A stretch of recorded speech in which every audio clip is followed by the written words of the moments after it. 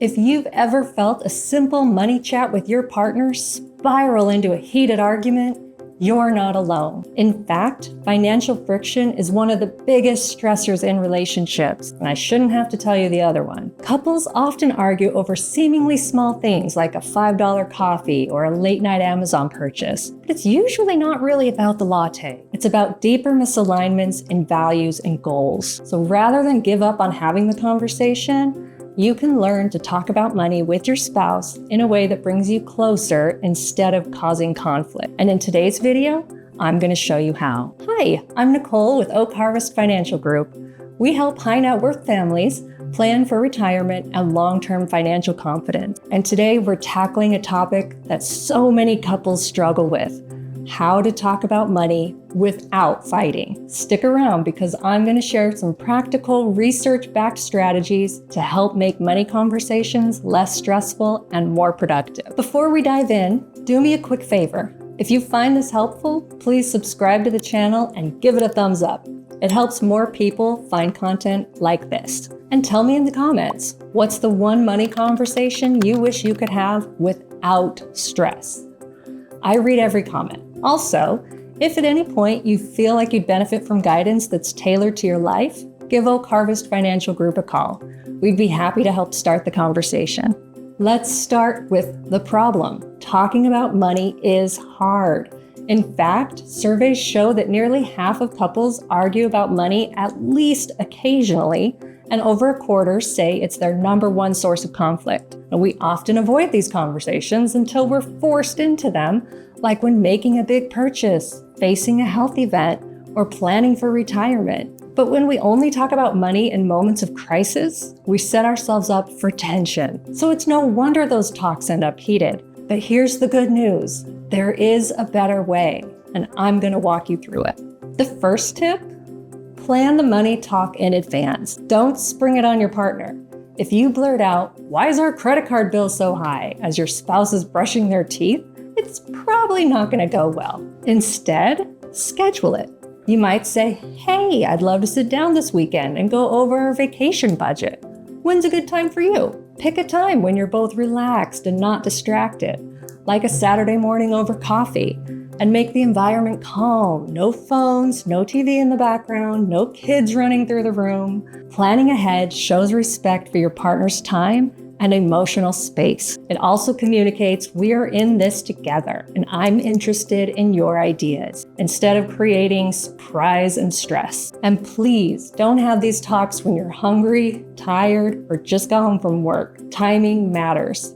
If emotions are already running high, hit pause and wait for a better moment. Remember, the goal isn't to win a financial debate. The goal is to listen with the intent to understand and build trust and a deeper shared connection. Second tip: start with empathy. Share your feelings and goals, not blame. Let's say you want to discuss budgeting. If you start with, "You spend too much on Amazon," you're going to trigger defensiveness. And if you begin with, "I've been feeling a little anxious about where our money's going, and I really want to understand what's important to you so that we can feel secure about our financial future." Now you're leading with vulnerability.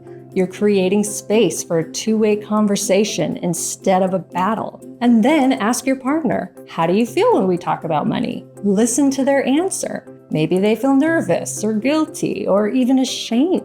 The goal here isn't to judge, it's to understand them.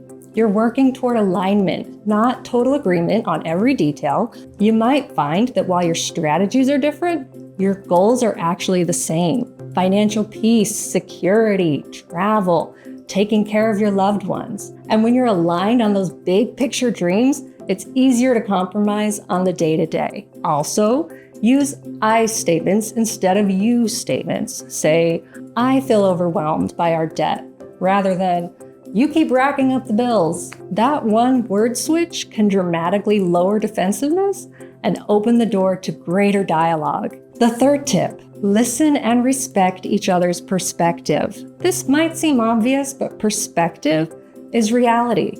So it's important not to fall into patterns of defensiveness, interrupting, correcting, or talking over each other when emotions start to rise. Be fully present. Nod, make eye contact. And when your partner finishes speaking, repeat what you heard. Or say something like, okay, I get why you think that. Or that makes sense. Even if you don't fully agree, that validation and knowing that they actually heard you can calm the entire room and allow space for them to repeat or correct their statement if you didn't quite hear them correctly. Money is emotional, and it's tied to how we were raised, what we fear, and what we value. Maybe your partner's more cautious because they grew up with less. Maybe you're more generous because that's how your parents expressed love. When we understand those root stories, we can respond with compassion instead of criticism. And if things start to get tense, take a break, go for a walk, come back later. You're allowed to hit pause, especially if it means keeping the conversation productive. Because when emotions turn up, ears turn off. Tip 4, solve problems as a team. Once you've talked about feelings and goals, now it's time to make a plan. So identify the issue. Maybe it's overspending. Maybe it's how much risk you're comfortable with in your investments. Maybe it's how to support an aging parent. Whatever it is, talk about it like business partners working on a shared project. Remember, you're equal partners on the same team. Ask, what do we both need to feel good about this decision? And that mindset shift from me versus you to us versus the problem is everything. Use language like our money, our budget, and our goals. That might sound small, but psychologically, it reinforces that you're a unit. And if one of you is more financially savvy, avoid lecturing. Invite ideas, ask for input. The more ownership you both have in the solution, the more likely you'll stick to it. And then once you land on a solution, write it down, make it real. You might say, let's both set aside $1,000 this month into our travel fund. Or let's review our portfolio quarterly together. Clarity builds confidence.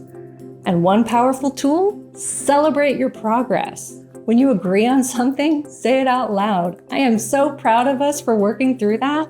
That matters. Tip 5, keep the conversation going. Don't make money talks a once-a-year stress fest. Instead, normalize them. Set a recurring money date. Maybe once a month, pour a glass of wine, review your goals, talk through any upcoming expenses.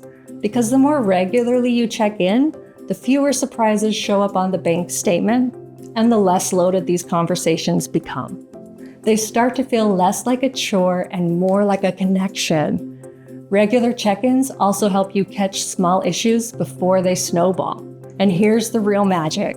These talks, they build trust. They create space for honesty, flexibility, and forward movement. Over time, they become one of the most important rituals in your relationship. Sometimes, of course, it helps to have a third party.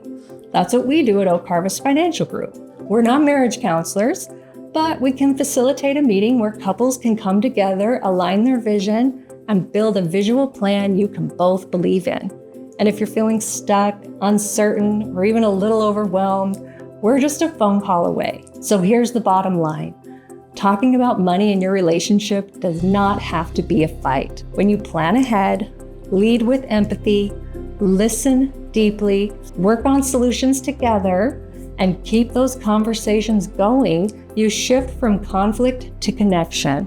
It becomes about building a future and not just balancing a checkbook. If you got value from this, hit the subscribe button, give it a like, and drop a comment below. Let us know how money talks go in your relationship, or share a tip that works for you and your partner. And if you're ready for financial guidance tailored to your life, your legacy, and your personal goals, reach out to us at Oak Harvest Financial Group. We're here to help you and your partner plan your next chapter together. Thanks for watching. We'll catch you in the next one.